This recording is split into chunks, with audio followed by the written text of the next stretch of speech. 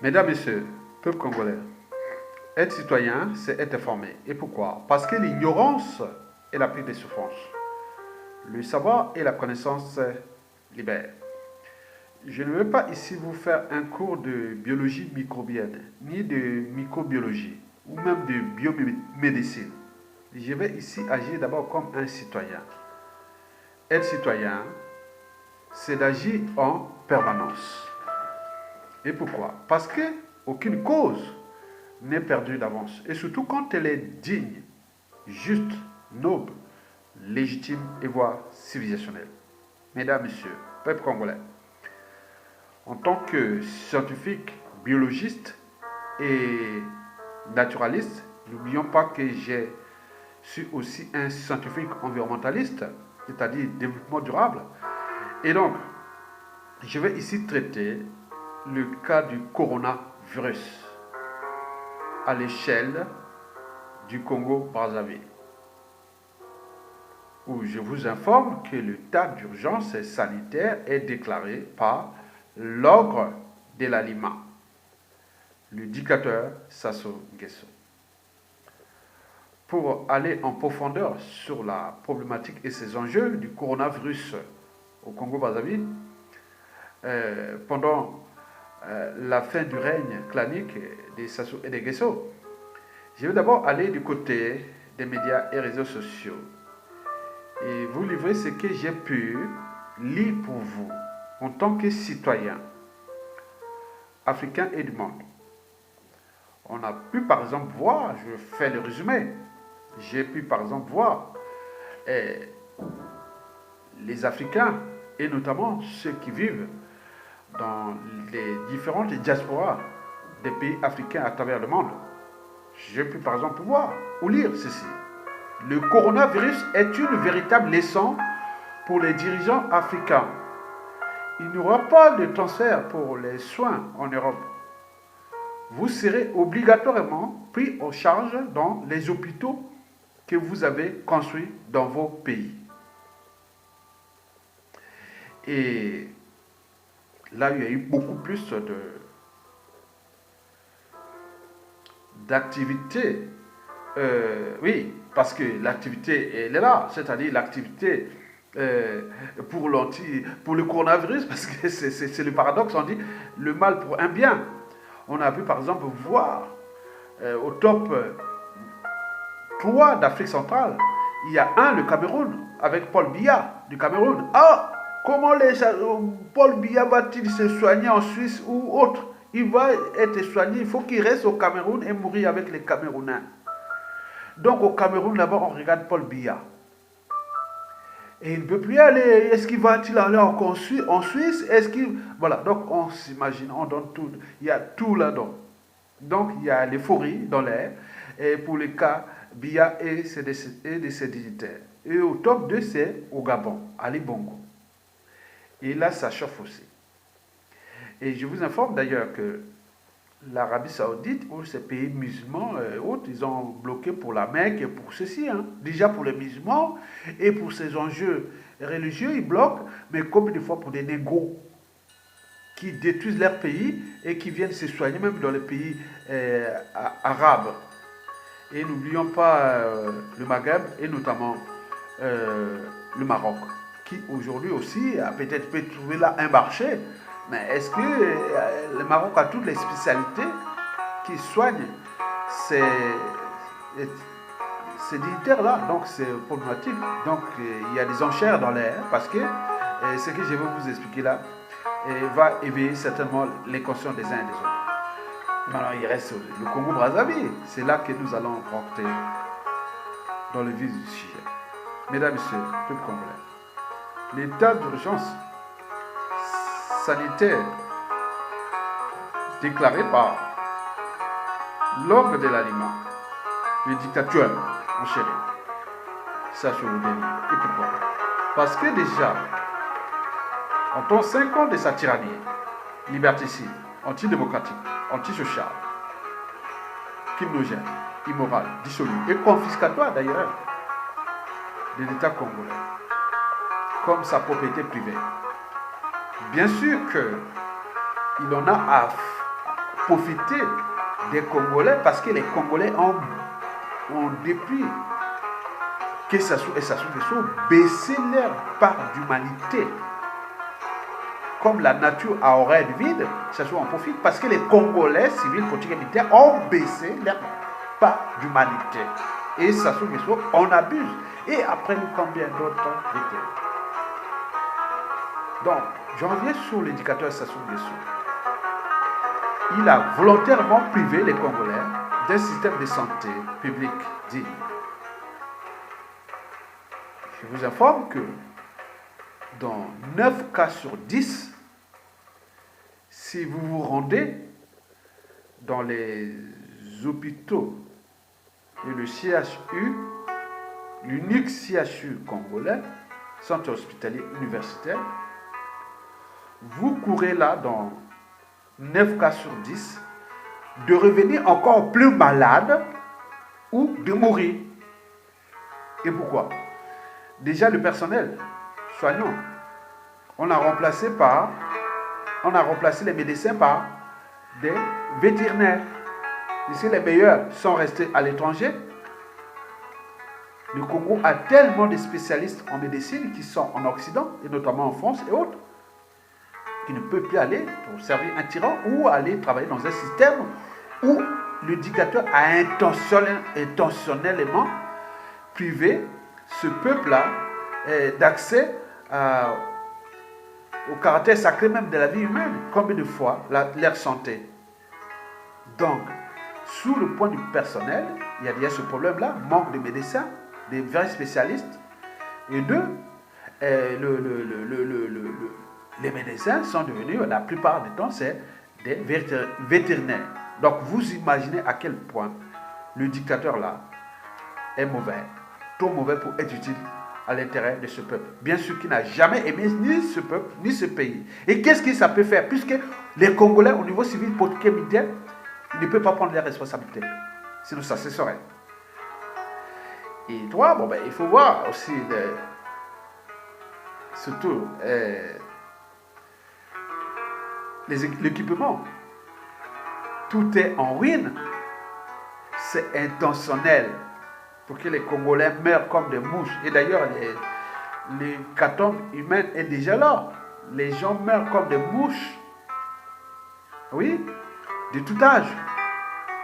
Et on abandonne même des corps dans les morgues, puisqu'il n'y a plus d'argent et autres. Et donc, les gens fuient, donc ils laissent leurs parents dans les morgues qui sont en train d'encomber des cadavres. Et quatrièmement, pourquoi le dictateur Sassou Nguesso a fait que les Congolais meurent comme des mouches dans ce centre de sang quand vous allez là-bas pour mourir, parce que déjà les problèmes d'hygiène, les maladies nosocomiales sont multipliées par 100.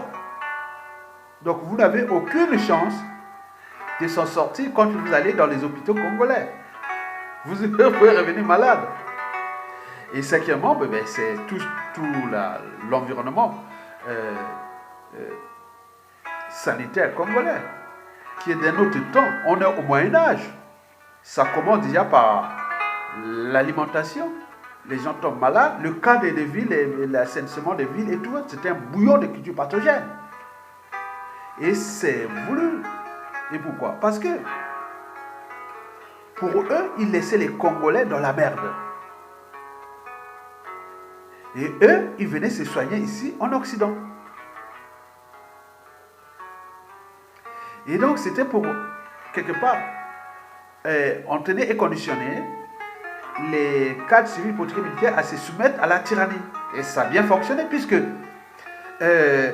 pour se faire soigner, il faut aller en Occident. Et donc, il y avait toute cette ronde des avions médicalisés.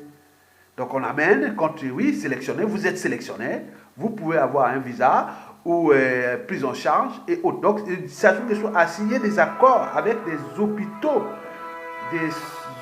privés ou des centres hospitaliers privés et tout comme des contrats énormes. Donc, il a envoyé ses dignitaires, les membres du club, venir se soigner ici tranquillement. Et donc, en retour, ils repartent avec une bonne santé pour aller encore créer des inégalités là-bas et piller ce pays et détruire les vies. Et c'était sans fin. Et tous ceux qui sont dans le système et qui, quoique, bon, ben, pour sauver ma peau, comme les centres hospitaliers est vraiment caduque, qu'est-ce qu'on fait? D'un côté, on va soit vers les églises de rebelles, ce n'est qu'un piège. Donc, ils vont mourir là-bas. Par défaut, aller repartir à la sorcellerie, au village et autres. Mais sinon, on prie pour qu'il s'associe vous dit, ah, tiens, tu es sélectionné pour aller te faire soigner. Et tu reviens, tu deviens redevable. Tu as une dette morale envers lui, puisque le tas, c'est maintenant lui. Et voilà comment fonctionne le système.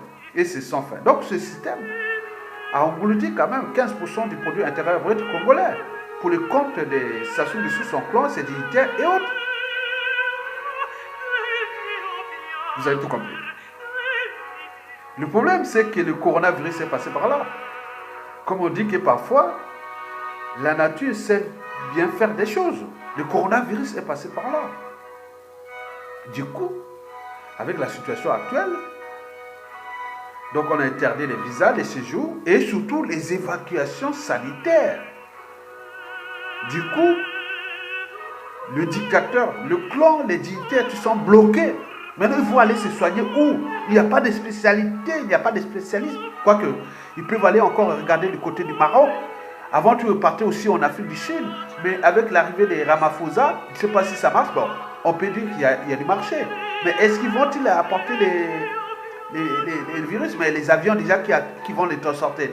Les vols sont... Il y a réduction des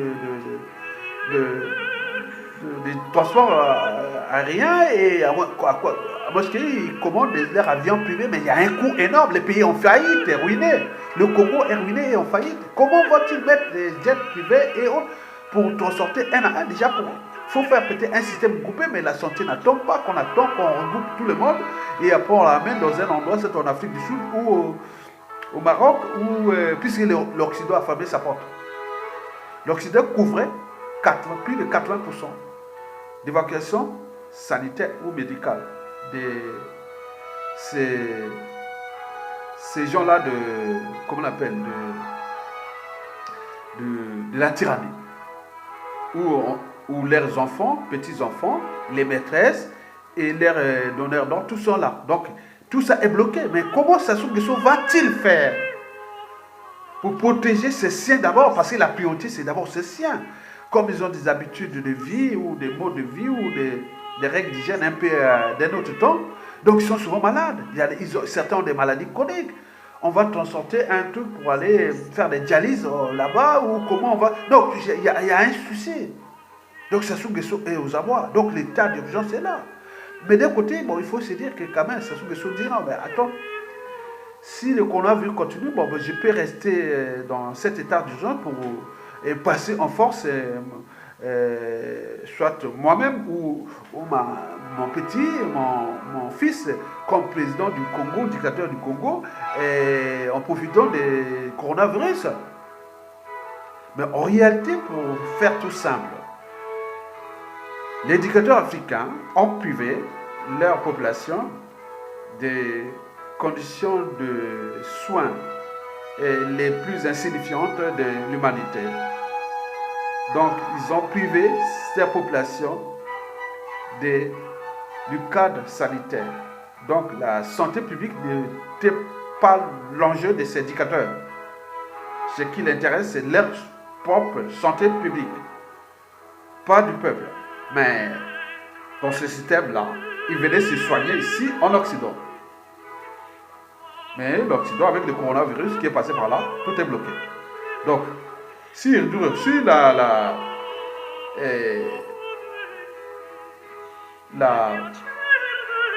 l'interdiction de vol ou de vol aérien ou de visa de séjour ou d'hospitalisation ou autre va durer 2 ou 3 mois, il est sûr que dans la plupart de ces dictateurs-là, il y aura de la perte. Mais bien sûr qu'ils ont des gens qui vont être délogés ou ils ont des petits systèmes pour le dictateur. Peut-être qu'il y aura tous les moyens autour de lui, mais ils vont engloutir encore les finances publiques, que le pays est déjà ruiné pour rien, surendetté pour rien, détruit pour rien. Donc il va mettre la priorité déjà pour sa sécurité. Et de ses proches, mais ça va prendre beaucoup d'argent. Et donc, ils vont se trouver encore dans la merde. Mais le problème, c'est le peuple. Donc, on va encore mourir en masse pour cette injustice. Donc, pour nous, nous venons de voir que les dictateurs ont eu le temps de détruire le système de santé de leur pays. Mais ce système-là les rattrape parce que beaucoup vont se retrouver dans la merde, comme le peuple. Le cas du Congo-Brazzaville. Donc ceux qui venaient en France ici ne peuvent plus. Ou dans toute l'Europe, ne peuvent plus. Maintenant, qu'on voit qu'ils se soignent. Moi qui est biologiste, qui a étudié le corps humain, l'être vivant, les animaux, l'homme, de l'infiniment petit jusqu'au cerveau. Donc on voit que ça ne pardonne pas. Les lois du corps humain ne pardonnent pas. On ne peut pas attendre que, bon, il faut venir. Si vous avez un AVC, bon, ben attends, mais il faut vite faire, il faut envoyer. Et si vous avez des problèmes de reins, comme ils ont beaucoup là-bas à cause des règles d'hygiène, et donc il y aura problème de ça. Les problèmes de toutes les maladies, hein, cardiovasculaires, hépato-entéro-gastriques, que ce soit des problèmes de maladies rénales. Hein. N'oublions pas les maladies métaboliques, que ce soit le diabète et tout compagnie, il y a beaucoup de choses qui sont là. Que ce soit même la chirurgie, donc ils sont coincés. Et donc pour ce cas-là, moi je vous informe que la nature sait faire bien les choses. Donc la fin de la dictature est proche. Donc nous devons apprendre des erreurs des uns et des autres et des erreurs du passé. Parce que le futur, c'est tout simplement le passé et le présent qu'on ignore. Et comment demain, à la chute inévitable de Sassou Nguesso, nous allons encore laisser ce genre de comportement agir au Congo. Donc nous allons intégrer une dimension nouvelle parmi les priorités de notre pays. Il y aura quand même quelque chose qui va se passer au niveau des soins. Que nous aurons quand même 4 centres vraiment hyper hein, et bien équipés au cas où il arrive un problème de type coronavirus. Parce que je vous l'ai toujours dit dans mes vidéos qu'avec l'empreinte écologique, avec plein de choses que nous connaissons, aucune condition humaine ne sera plus stable parce que nous rentrerons dans la période de crise socio-environnementale ou socio-écologique parce que le coronavirus était de cause. N'oublions pas les problèmes de bioterrorisme entre les États, les dominations, tout ça. Donc nous devons nous préparer pour ne pas, au moment où vous pouvez perdre des gens très importants pour votre pays, tout simplement pour un problème d'évacuation. Mais là, pour le clan, ils vont perdre beaucoup de choses. Maintenant, il reste les prisonniers politiques, les opposants. C'est là qu'il faut dire qu'on pourra arriver à un souci. Donc, pour le régime, donc la priorité est là, c'est-à-dire comment évacuer le clan, comment l'envoyer. Donc, il doit préparer déjà les pays, peut-être qu'il cherche les pays des Émirats Arabes Unis. Et là-bas, on n'en veut pas parce que déjà la Mecque, c'est déjà fermé. Hein. Et il reste le Maroc. Le Maroc va voir quels ont cours, bon, ben, est-ce qu'ils ont toutes les spécialités, est-ce que comment va se... Donc il y a beaucoup de choses. Donc les régimes de Sassou Nguesso reste que le Maroc et peut-être le monde arabe. Mais là-bas, c'est pas, oui, mais c'est au plus fort, hein. On rigole pas. Et donc, est-ce qu'ils ont les moyens déjà? Est-ce qu'ils vont activer leur circuit de financement au parc? Est-ce que les autres vont laisser faire? Donc les gens travaillent là, donc les circuits, on va voir là, il faut regarder les circuits de la délinquance financière, dans les circuits opaques. L'éducateur Sassou Nguesso qui consiste à passer les trucs pour financer en avance les endroits qui vont partir, les jets privés, les avions qui vont chercher pour amener qui et qui. Donc tout est coué là, oh yo.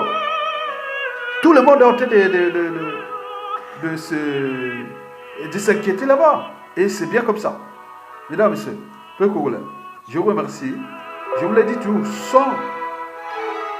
sans lutte, il n'y a pas de liberté ni de dignité d'un peuple.